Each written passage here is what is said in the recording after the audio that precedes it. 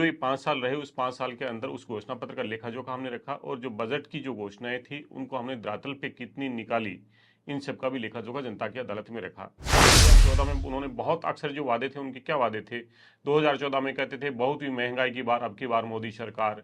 किसान पे बहुत हुआ अत्याचार, अब की बार मोदी सरकार। किसान की आमदनी हम दुगुनी करेंगे, महिलाओं को हम सुरक्षा देंगे, युवाओं को प्रतिवर्ष 2 करोड़ रोजगार देंगे, भ्रष्टाचार का जो पैसा है वो हम लेके आएंगे, हर भारतीय के खाते में 15 लाख रुपए देंगे। तमाम तरह के उन्होंने जो वादे किए जनता की अदालत में, चुनाव जीतने के बाद में उन्होंने कहा ये तो चुनावी जुमले थे। इसलिए कांग्रेस का कार्यकर्ता जाके किसी भी घर का दरवाजा नोक कर सकता है, क्योंकि इन्होंने वादा खिलाफी नहीं की। जनता की अदालत में जो हमने वादे किए वो हमने पूरे किए।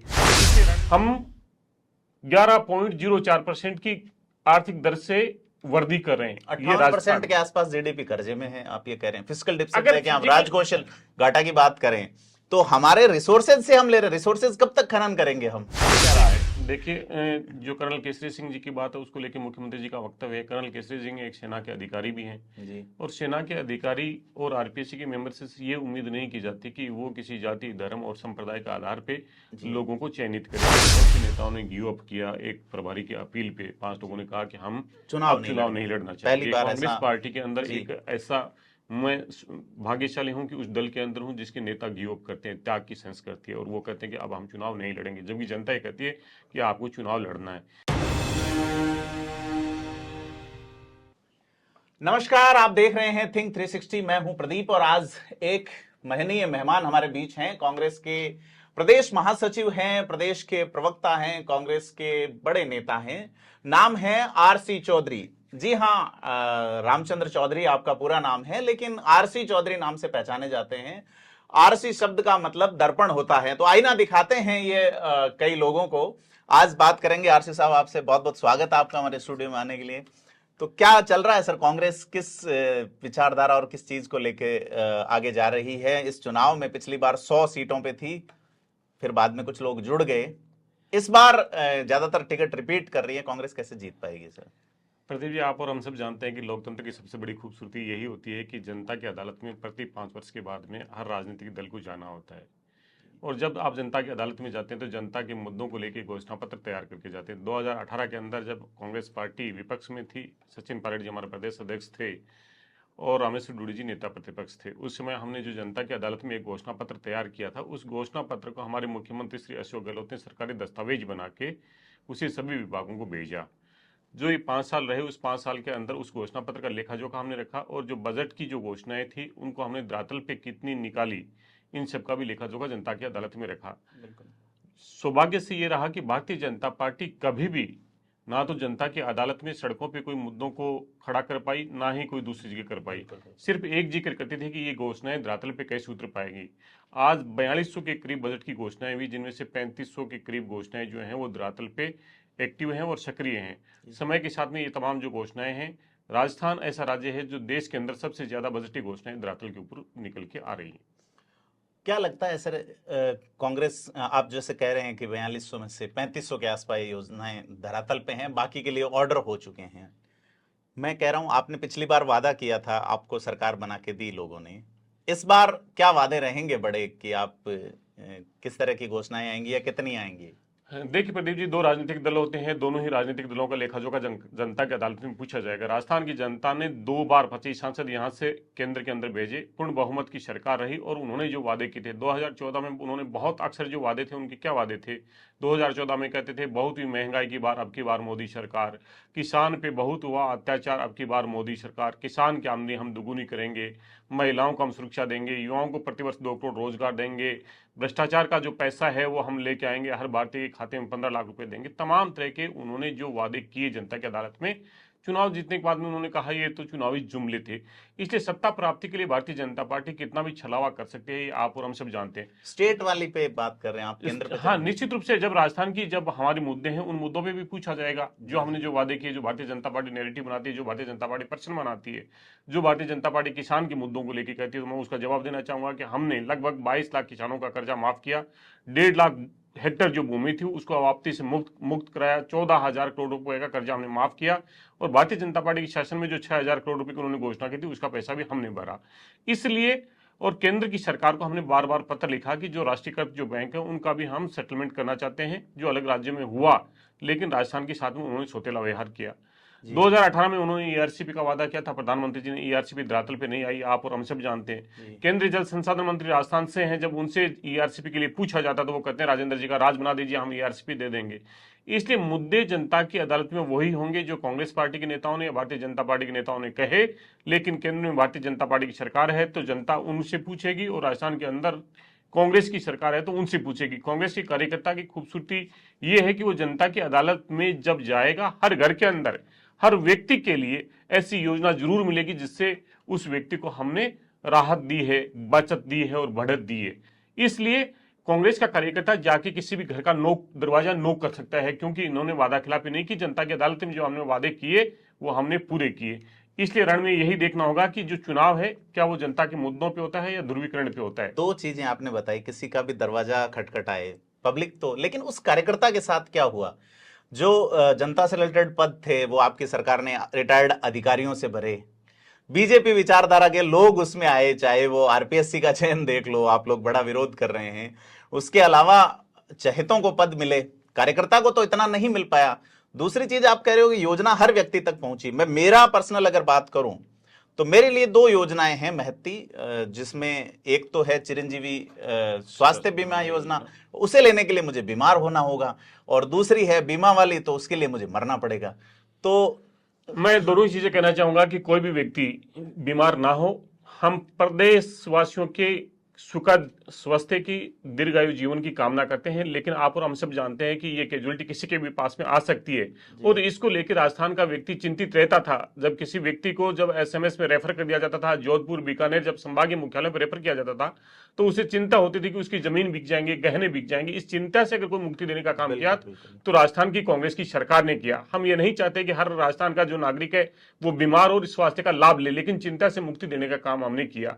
दुर्घटना चाहे बीमा योजना हो, चाहे हमने 100 यूनिट विद्युत फ्री की, चाहे किसान की 2000 यूनिट फ्री हो, चाहे हमारी बहुत सी जो योजनाएं हैं जो आपको प्रत्यक्ष और अप्रत्यक्ष तौर पे कहीं ना कहीं प्रभावित करती हैं, इंग्लिश माध्यम स्कूल हो, ओपीएस की योजना हो, ऐसी योजनाएं जो पूरे देश के अंदर एक चर्चा का विषय है कि कैसे एक जो बीमारू प्रदेश कहलाता था उसने अपनी आर्थिक गति आज देश के अंदर नंबर 2 पे की।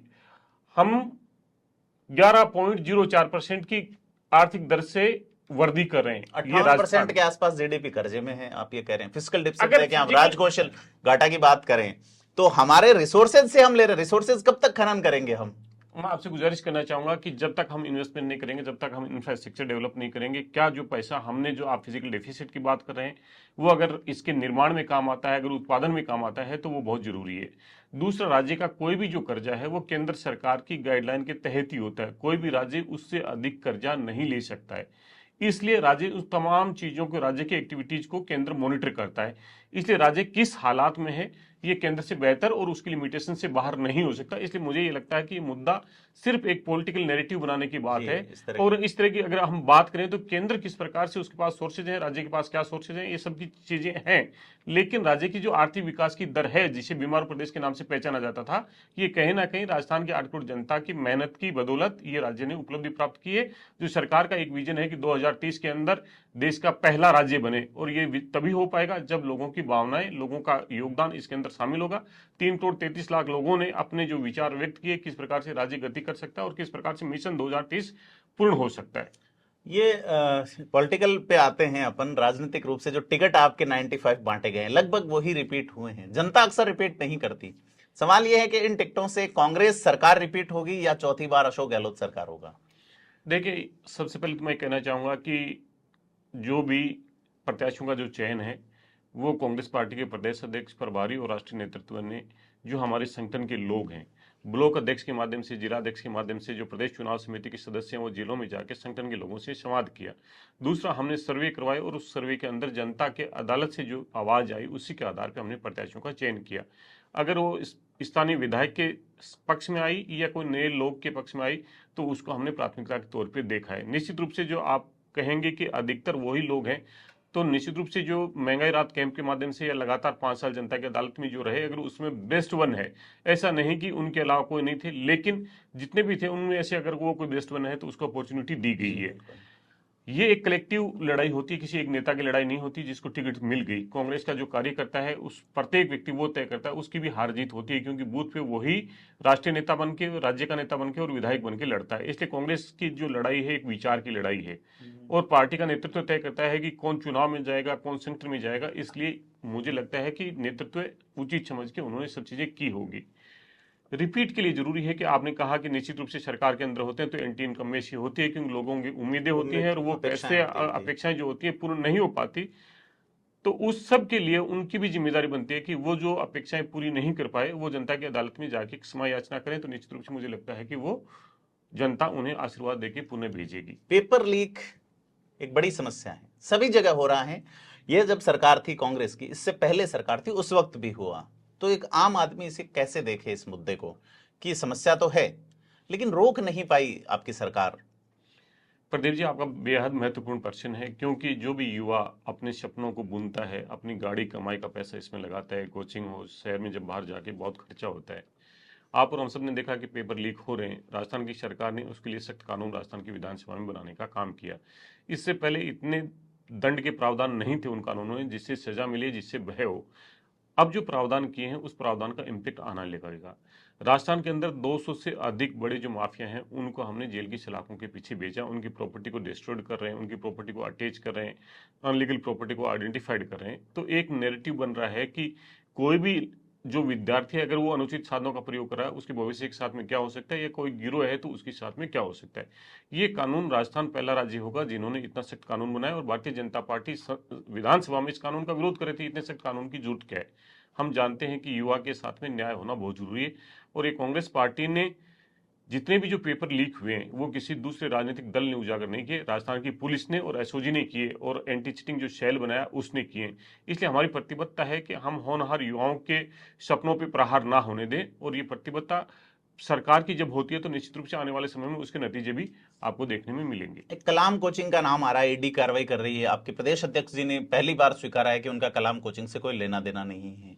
उनके परिवार से जो नंबर दिए गए आरपीएससी में, और आरपीएससी में नंबर देते वक्त अध्यक्ष छुट्टी पे जाते हैं, क्या मामला है? इस तरह के आरोप लगते हैं अध्यक्ष ही पे।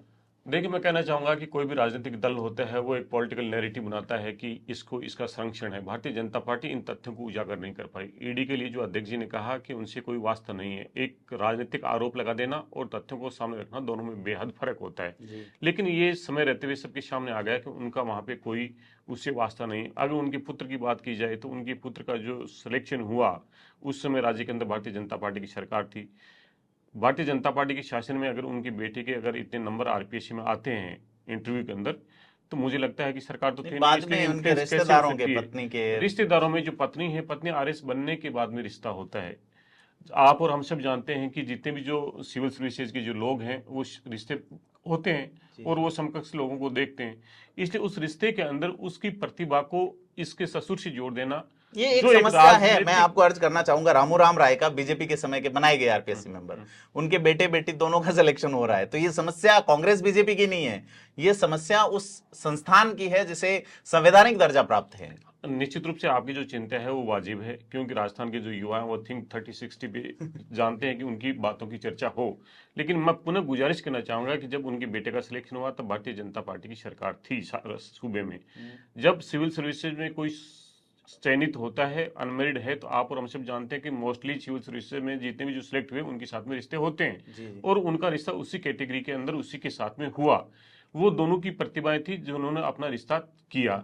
इसको इस नैरेटिव से जोड़ देना मुझे लगता है कि आरपीएससी की साख को गिराने का काम होगा। बराबर बराबर नंबर आना सबकी बात वो है, ये सवाल है। मैं ये आरोप नहीं लगा रहा, ये तो पब्लिक डोमेन में। मैं कह रहा हूं कि आरपीएससी के लोगों से अगर बात करेंगे तो ये बेहतर जवाब दे पाएंगे। लेकिन वो जो नंबर आए वो सिर्फ उन दो ही लोगों के नहीं आए। आरपीएससी में किससे बात करें? कर्नल केसरी सिंह का विरोध हो रहा है, और नए जो लगाए गए, एक मुख्य सचिव की पत्नी होने के नाते आरपीएससी मेंबर है, एक किसी कवि की जो कि कवि राहुल गांधी को पप्पू बताता था, उनकी पत्नी होने के नाते मेंबर है। तो ये इस संस्थान के साथ हो क्या रहा है? देखिए, जो कर्नल केसरी सिंह जी की बात है उसको लेकर मुख्यमंत्री जी का वक्तव्य है। कर्नल केसरी सिंह एक सेना के अधिकारी भी हैं, और सेना के अधिकारी और आरपीएससी के मेंबर से ये उम्मीद नहीं की जाती कि वो किसी जाति, धर्म और संप्रदाय के आधार पे लोगों को चयनित करे। अगर उसमें मानसिक विकृति ये कहीं पे आती तो निश्चित रूप से उस प्रतिभागी को संदेह होता है जो उस आरपीएससी के अंदर अपनी आस्था रखता है। उसको लेकर मुख्यमंत्री ने स्वयं ने अपनी माफी मांगी कि उनसे ये बड़ी गलती हुई, और मुझे लगता है कि एक सेना की वर्दी जिसके कंधे पे रही हो वो आदमी सही निर्णय लेंगे। क्या विश्वास कायम कर पाएंगे राजस्थान के 8 करोड़ जनता का? अगर वो नहीं कर पाते हैं तो मुझे लगता है कि उन्हें उस जगह को तो छोड़ आपको देना लगता है उन कांग्रेस की ये गलती रही है कर्नल केसरी सिंह का चयन? चाहिए। मैं ये कहना चाहूंगा, जब मुख्यमंत्री जी ने कहा कि उनका चयन दुर्भाग्यपूर्ण है, उन्होंने हमारी कहा उनके बड़ी गलती वक्तव्य है, दुर्भाग्यपूर्ण। बड़ी गलती है। उन्होंने कहा कि हम सेना के व्यक्ति को लेकर आना चाहते थे, वो सेना के बैकग्राउंड से हैं। इससे पहले भी हमने सिविल सर्विसेज के एक व्यक्ति को चुना जो आरपीएससी का चेयरमैन बनाया। सेना के व्यक्ति के प्रति हर वर्ग की, हिंदुस्तान के हर लोगों की आस्था बहुत बड़ी होती है, और वो आस्था इतनी बड़ी होती है कि कोई भी उस पर चीजें सोच ही नहीं सकता, क्योंकि उसके लिए राष्ट्र प्रथम होता है, और जिसके लिए राष्ट्र प्रथम होता है जाति, धर्म, मजहब ये कोई मायने नहीं रखते। लेकिन केसरी सिंह जी की जो बयान उनके बनने के बाद में जो आए वो दुर्भाग्यपूर्ण थे। बनने के बाद तो वायरल हुए, बनने के हाँ, बाद तो उन्होंने ये वायरल, लिखा हाँ, कि भाई वायरल मैं हुए, हाँ, वो आए। अम्बेडकर जी द्वारा लिखित संविधान का वो हूं, इस तरह का एक आया है। लेकिन एक सवाल इसी में मैं आपको अर्ज करना चाहूंगा कि केसरी सिंह का चयन जो है वो उसके पीछे कौन है? क्या लगता है आपको? मुख्यमंत्री एक लाइन ये भी कहते हैं कि हमें मकराना की सीट जीतनी थी, तो ऐसा क्या रहा मामला? देखिए, इसके पीछे कौन है ये तो मुख्यमंत्री जी ही बता सकते हैं, क्योंकि जो पूरी चयन प्रक्रिया है उसके अंदर किस प्रकार से निकल गया है, कैसे चयन किया। लेकिन मुख्यमंत्री जी ने जो वक्तव्य दिया था उसमें उन्होंने सेना के अधिकारी का उल्लेख किया, और कोई भी आरपीएस है वो लोगों की एक विश्वास का मकराना का केंद्र उल्लेख है। था, मैं उसी पे बात। मकराना का जो उल्लेख किया, मुझे लगता है कि वो मकराना का उल्लेख उनका भावुकतावश हो सकता है, क्योंकि एक राजनीतिक सीट से ज्यादा महत्वपूर्ण है कि राजस्थान के युवाओं का जहाँ पे भविष्य का मंदिर है उसकी आस्था मजबूत होनी चाहिए। अशोक गहलोत जी का एक कथन है सर, बड़ा मार्क, मैं उसे बहुत फॉलो करता हूँ कि हर गलती कीमत मांगती है। क्या कीमत चुकाएगी आपकी पार्टी इस गलती की?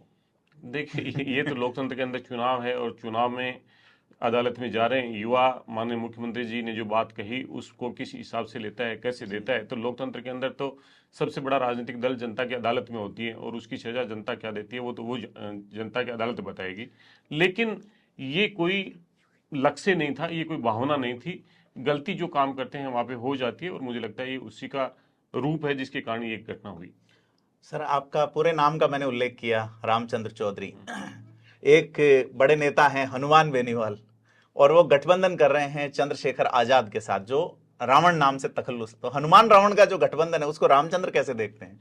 मैं कहना चाहूंगा कि आंखों से अंधी नाम सुने ना, नाम से भी ज्यादा महत्वपूर्ण है कि आप सोसाइटी को देख क्या रहे हैं, कर्तव्य क्या है। राम होने से राम का चरित्र को धारण नहीं कर लेते। जी जी नाम एक पहचान है, और उनके व्यक्तित्व को धारण करना ही असली रूप है। जी। चंद्रशेखर जी को रावण का जो उपाधि दी गई, वो रावण की उपाधि की इन्होंने दी मुझे नहीं लगता। लेकिन समाज के मुद्दों की आवाज उठाना कोई भी व्यक्ति अगर करता है तो लोकतंत्र के अंदर हर उस आवाज को सुना जाना चाहिए जी जो आपसे असहमति रखती हो। और कांग्रेस पार्टी इस विचार में बेहद विश्वास करती है कि एक भी अगर असहमति की आवाज है उसे भी पूरा सम्मान मिलना चाहिए। वो जिन वर्गों की, जिन चीजों की दलित आवाज उठा वर्गों रहे के हैं, लिए, आदिवासियों के लिए जिस तरह से वो यूपी में काम कर रहे हैं, वैसा काम शायद पहले नहीं हुआ। और राजस्थान का युवा भी बड़ी उम्मीद से देख रहा है उनको, दलित वर्ग का युवा, कि वो उनकी आवाज को बड़ी मुखरता से इस लोकतांत्रिक व्यवस्था में रखेंगे, और उनका प्रत्येक स्पीच जो है वो डेमोक्रेटिक पैटर्न पे नजर आता है। हनुमान बेनीवाल उनके साथ जुड़े हैं, इस पे जानना चाह रहा हूं मैं। क्या देखिए दोनों का किस आधार पर उन्होंने गठबंधन किया, क्या उन्होंने सोच के किया, क्या दोनों के राजनीतिक विचार एक हैं, या फिर ये जो प्री अलायंस है या पोस्ट अलायंस के बाद में उनके क्या मिनिमम प्रोग्राम है, वो तो उन्होंने जो गठबंधन किया वो ज़्यादा बेहतर बता पाएंगे। लेकिन हम ये सोचते हैं कि चाहे चंद्रशेखर जी हो, चाहे हनुमान बेनीवाल जी हो, जो किसान की आवाज़ को उठाता है, युवाओं की और अनुसूचित जाति जनजाति की जब अगर आवाज़ को मुखर करते हैं, हम उस आवाज़ को, हमारी पार्टी सदैव मुखर करती रही है, हमने उनको स्थान देते रहे। महत्वपूर्ण ये है कि इस विभाजन के दौर के अंदर किन से हमें लड़ना है। मैं युवाओं से यही अपील करना चाहूंगा कि आपका दुश्मन कौन है, आपके हितों पे प्रहार कौन कर रहा है, आपके रोजगार को खत्म कौन कर रहा है, आपके आरक्षण पे प्रहार कौन कर रहा है, ये सबसे पहले जानना होगा। और आपको उससे सबसे पहले लड़ना है जो आपके अधिकारों पे प्रहार कर रहा है। कारागात कर रहा है? जी। सर ये जो गठबंधन हुआ इससे कांग्रेस को क्या नुकसान है? क्योंकि मूल वोट बैंक तो वो कांग्रेस का है, चाहे दलित भाई देख लो, या SC ST के भाई देख लो, या किसान भाई देख लो उनको। देखिए, मैं कहना चाहूंगा कि कांग्रेस पार्टी 36 वर्गों की नुमाइंदगी करती है, लेकिन कांग्रेस पार्टी ने गरीब की, वंचित की, अनुसूचित जाति जनजाति आरक्षित वर्ग की आवाज को उन्होंने मुखरता से और प्रमुखता से उठाया। कांग्रेस पार्टी की ये सोच रही है कि जो समाज की मुख्य धारा में पीछे रह गए हम उनको आगे साथ में बढ़ाएं, और उस तरह का राष्ट्र का निर्माण करें जहां पे हर व्यक्ति अपने आप को सुरक्षित, व्यक्ति अपने आप को संरक्षित और एक समान जो अवसर हैं उसके तौर पे देखे। ये प्रयास हम लगातार करते रहें। क्या नुकसान होगा और किस जगह पे होगा, ये अलग अलग जगह पे अलग अलग राजनीतिक समीकरण हो सकते हैं कि किसी सीट पे उनका नुकसान हो सकता है या फायदा हो सकता है, लेकिन कांग्रेस के प्रति राजस्थान के 8 करोड़ जनता ने जो नैरेटिव बना रही, जो उपचुनाव में हमें आशीर्वाद दिया, हमें पूरा भरोसा है कि राजस्थान देश में एक नजीर पेश करेगा, विभाजन की राजनीति को नकारेगा और मुद्दों की जो चर्चा है उसके आधार पर वोट करेगा। अपन अभी जो लिस्ट आने वाली है उसमें क्या पुराने ही रिपीट होंगे या कुछ नए चेहरे देखने को मिलेंगे? निश्चित रूप से हमारे जो पार्टी का जो नेतृत्व है, जो प्रदेश अध्यक्ष जी और प्रभारी जी लगातार इस बात को कहते हैं कि नए लोगों को अवसर मिलना चाहिए। बहुत से नेताओं ने गिव अप किया। एक प्रभारी की अपील पे 5 लोगों ने कहा कि हम चुनाव नहीं लड़ना चाहिए। पहली बार कांग्रेस ऐसा पार्टी के अंदर एक ऐसा, मैं भाग्यशाली हूं कि उस दल के अंदर हूं जिसके नेता गिव अप करते हैं, त्याग की सेंस करती है और वो कहते हैं कि अब हम चुनाव नहीं लड़ेंगे, जबकि जनता ये कहती है कि आपको चुनाव लड़ना है। इसलिए मैं सोचता हूं कि युवाओं को हम सदैव अवसर देते रहें, लेकिन युवाओं और महिलाओं को इन जो आने वाली सूची है उसमें विशेष अवसर मिलेगा, ऐसी मेरी उम्मीद है। सर, कांग्रेस बीजेपी की बात करें, उन्होंने कई एमपीज को उतारा है, तो क्या लगता है आपको कि कांग्रेस इसको किस तरीके से देखती है? एज ए प्रवक्ता आप क्या सोचते हैं? मुझे लगता है कि भारतीय जनता पार्टी भयक्रांत हो चुकी है। भारतीय जनता पार्टी ने जब पहली सूची जारी की और जारी करने के बाद में जिस प्रकार जो चाल चरित्र चेहरे की बात भारतीय जनता पार्टी करती थी वो धरातल पे नजर पे आ गया। पार्टी के प्रदेश अध्यक्ष की सवार्थी निकाली जाती है, कार्यालयों में तोड़फोड़ की जाती है। ये जो पार्टी विद डिफरेंस की बात करती थी वो पार्टी विद डिफरेंसेज है। यहाँ पे हम लगातार कहते रहे कि 12 जो लोग हैं वो मुख्यमंत्री की कुर्सी की तलाश में बैठे हैं, जनता की अदालत से नदारद हैं। वो सोचते हैं कि मोदी जी के नाम पे वोट मिल जाएंगे, लेकिन उनका जो बैकबोन है संघ, उन्होंने कहा कि अब मोदी जी का प्रभाव उतना नहीं रहने वाला और उसका इम्पैक्ट दूसरी सूची में देखने को आया। इसलिए हमें सिर्फ इस मुद्दे पे जाना है कि लोकतंत्र की जो खूबसूरती है, जो उनके मुद्दों की जो चर्चा है, नैरेटिव उन्हीं पे हो और हमारा मकसद एक ही है कि हम जनता के अदालत में उनके मुद्दों पे चुनाव में जाएं। वो भारतीय जनता पार्टी और अन्य राजनीतिक दलों से भी यही अनुरोध करना चाहेंगे कि इस देश की जो विविधताओं का जश्न मनाना चाहिए, ध्रुवीकरण नहीं करें और मुद्दों पे चर्चा करें। तो ये आरसी चौधरी साहब हैं और कांग्रेस के प्रवक्ता हैं। आपने हमसे लंबी बातचीत की। इनसे बातचीत का सिलसिला हम कई बार लगातार रखेंगे। आपको समय लेके हम मिलते रहेंगे और आपसे रूबरू करवाते रहेंगे। आपसे अपील है कि आपने अभी तक हमें अगर सब्सक्राइब नहीं किया तो सब्सक्राइब जरूर करें, क्योंकि राजस्थान का चुनाव बड़ा रोचक होने वाला है और इस रोचक चुनाव में आप हमारे साथ जुड़े रहें। धन्यवाद।